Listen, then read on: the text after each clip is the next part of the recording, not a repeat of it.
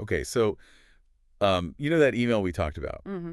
The one with the study on fried food? Yeah. Well, I finally dove in, Uh-huh. and let me tell you, it got real serious, real fast. Yeah. Like, we're talking fried food and mortality here. Yeah, not exactly, light reading, is it? No. And it's not just a small study either. Right. Over 100,000 women Wow. tracked for nearly 2 decades. Oh, my gosh. When researchers talk about, robust studies, Right. this is what they mean. Wow, and by robust, you mean they used a prospective cohort study. Exactly. Which is a fancy way of saying they followed a big group of people over a long period. Right? Exactly. They asked the women about their eating habits, including, how often they ate different types of fried food, then tracked their health over time. That's way more powerful than just, asking people about their diet once. Right. And trying to draw conclusions. Right, okay. So, big study. Yeah. Strong methods.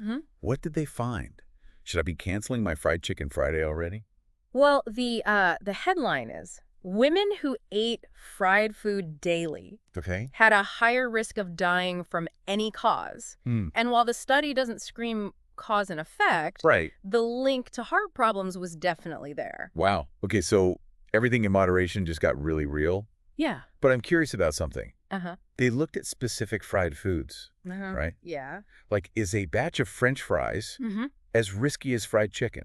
That's the fascinating part. Okay. Fried chicken and fried fish or shellfish had a stronger link to those negative outcomes compared to, say, fries or potato chips. Hold on. So I can maybe get away with the occasional Friday? Yeah. But chicken and fish are where things get dicey. Yeah. What is going on there? That's the million-dollar question. Right. The study doesn't say why. Okay. But there are some good theories. Okay. Let's start with the obvious. Okay. Frying means oil. Right. And lots of it. So those fried foods are often packed with calories and fat. Right. And not just any fat. Yeah. Often unhealthy trans fats. Right. Which we know are bad news for our hearts. Right. Trans fats are definitely on the naughty list. Yes. But wasn't there something else? Yeah. Something about compounds formed during the frying process itself. You're thinking of advanced glycation end products, or HGs. They sound like something out of a sci-fi movie, but they're real. Okay. And they form when sugars react with protein or fat in high heat. Okay, so high heat like deep frying. Yeah. And they're not our friends, are they? Not really. No. Studies have linked AGEs to inflammation and oxidative stress in the body, which are basically precursors to a whole host of chronic diseases, heart disease included. Right. And this is where it gets interesting for postmenopausal women specifically. What do you mean? Think about what happens during menopause. Okay. Hormonal shifts, changes in metabolism, Yeah. often an increased risk of heart disease. Right. It's like this perfect storm where the body is already more vulnerable. Okay. And then you introduce a potential inflammatory trigger like AGEs, potentially tipping the scales. Okay. That actually makes a lot of sense. Yeah. It's not just about the fried food in isolation. Mm-hmm. It's about how it interacts with what's already going on in our bodies. Exactly. It's like adding fuel to a fire. Right. And speaking of fuel, there's another potentially harmful compound we need to talk about. Okay. Acrylamide. Acrylamide, the potato chip chemical. That's the one. Okay. It forms in starchy foods. Yeah. Especially when they're cooked at high temperatures, like frying. Right. Now, the research on acrylamide is still evolving. Okay. But most experts agree. Yeah. It's something to be mindful of. So between the trans fats, the AGEs, the acrylamide, it's starting to feel like a fried food intervention is in order. Right. But before we all swear off anything deep fried forever, are there other factors that could be contributing to these health outcomes? Yeah. Could it be that women who eat more fried food also have other habits that might be impacting their health? That's a great question, and it's something the researchers definitely considered. Okay. They factored in things like age, race, education level, physical activity, smoking status, even hormone therapy use.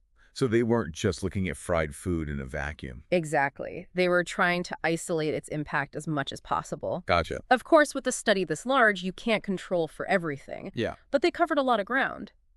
That's reassuring. Yeah. So we've got this really robust study with some pretty alarming findings. But as you said, Yeah. it's not a reason to panic Right. or overhaul our diets overnight. Right. It's about understanding the potential risks. Yes. And making informed choices. Absolutely. Right. And speaking of choices, Okay. let's talk about how different cultures around the world have approached fried food. Okay. Because it's not just an American thing. Definitely not. Yeah. From tempura to pakoras to jollof rice. Right. Almost every culture has its own crispy culinary tradition. Exactly. I'm actually curious. Yeah. Could those cultural differences, like the types of oils used or the cooking methods, play a role in how fried foods impact health around the world? Now, that's a fascinating question. Yeah. And the perfect segue to our next part. You know, it's funny, when we talk about fried food and health, we often jump straight to the negatives. Yeah. But fried food is, it's more than just calories and fat. Totally. It holds a special place in cultures around the world. Totally. It's like, who doesn't have a cherished food memory tied to something crispy and delicious? Like my grandma's latkes during Hanukkah. Right. Those crispy potato pancakes weren't just food. Yeah. They were a direct line to family history and tradition. And that's what's so interesting, right?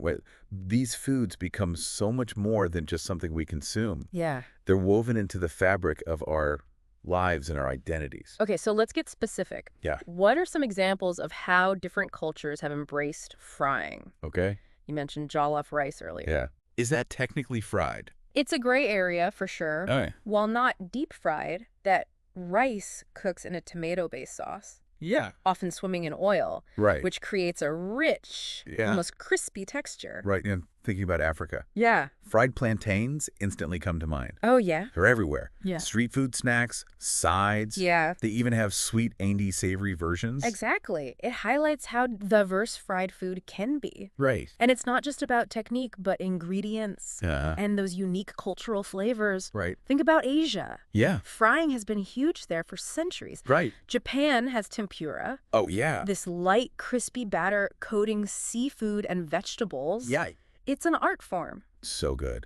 And those spring rolls you find all over Southeast Asia. Yes. Each country has its own spin. Yeah. It's not just fried. Right. It's about fresh herbs, dipping sauces, the whole experience. Precisely. Yeah. And we can't forget India. Right. They've got pakoras down to a science. Right. These savory fritters can be anything. Vegetables, lentils, paneer cheese. Yeah. All seasoned with amazing spices. Right. Like turmeric and cumin. Okay, so we've covered Asia, Africa. Right. What about closer to home? Yeah. The Americas must have some fried food cred, too. Oh, absolutely. It's impossible to talk about fried food here without mentioning the southern U.S. Right. Fried chicken. Oh, yeah. Puppies. Don't forget the fried green tomatoes. How could I? Those dishes are iconic. Yeah. And they speak to the ingenuity of southern cooking. Frying wasn't just about flavor. Right. It was a way to stretch ingredients. Right. Add excitement to humble meals. And it's not just a southern thing. Yeah. What about those quintessential American fare foods? Yes. Funnel cake? It was.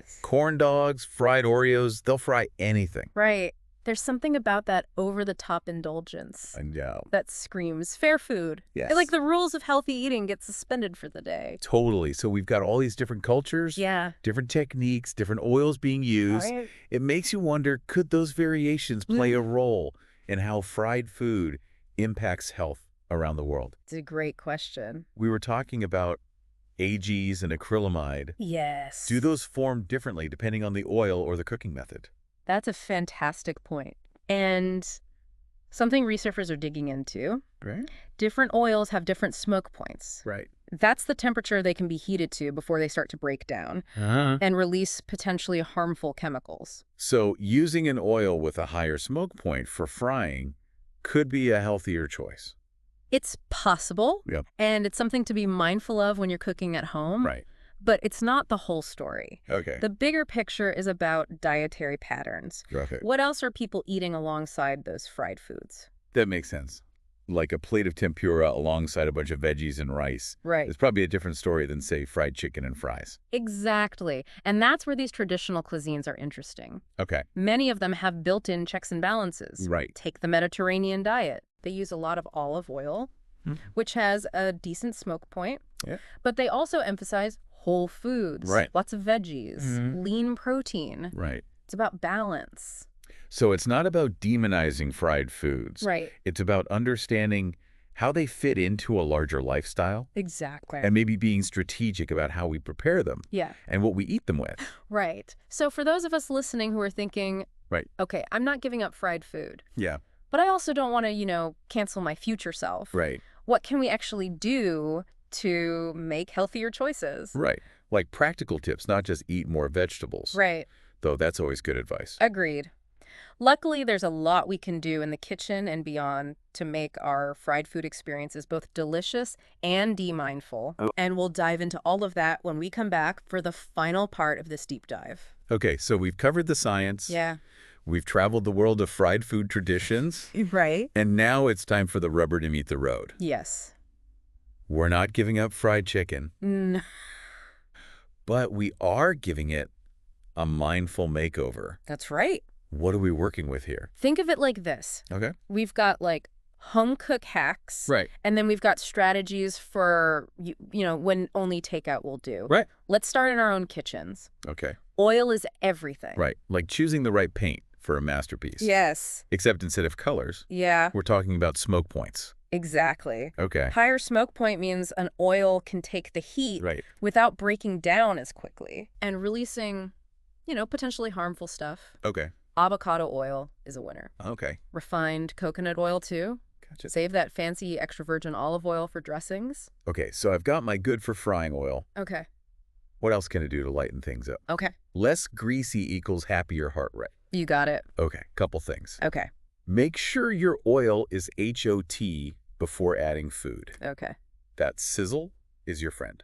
Okay. It means things are cooking quickly. Right. Not soaking up oil like a sponge. Okay. And don't overcrowd the pan. Right. Same problem. Yeah. Temperature drops. Things get soggy. Makes sense. It's like when there are too many cooks in the kitchen. Right. Things get messy. Huh. Perfect analogy. Right. And speaking of messy, okay, breading, yeah, it's delicious. But it loves to soak up oil. It does. If you're feeling adventurous. Okay. Try almond flour or chickpea flour. Okay. They crisp up nicely. Noted. But what about those nights when I'm craving takeout? Right. And cooking is not happening? Been there. Yeah. Don't be afraid to ask questions. Right. Some places will grill or bake instead of fry. Okay. And when in doubt, yeah, remember portion control is your friend. Right. Savor those flavors. Right. But no need to clean the plate if you're feeling full. It's true. Sometimes the first bite is the best anyway. Right. And maybe order a side of greens to round things out, right? You know it. Balance is key. Right. And that's the real takeaway here, isn't it? Yeah. This deep dive wasn't about villainizing fried food, right, but about understanding it. The science, the culture, yeah, and our own choices. Well said. I love it. Yeah. Big thanks to our expert for joining us. Thank you for having me. And to you, dear listeners, happy frying. Yes. The mindful and delicious kind.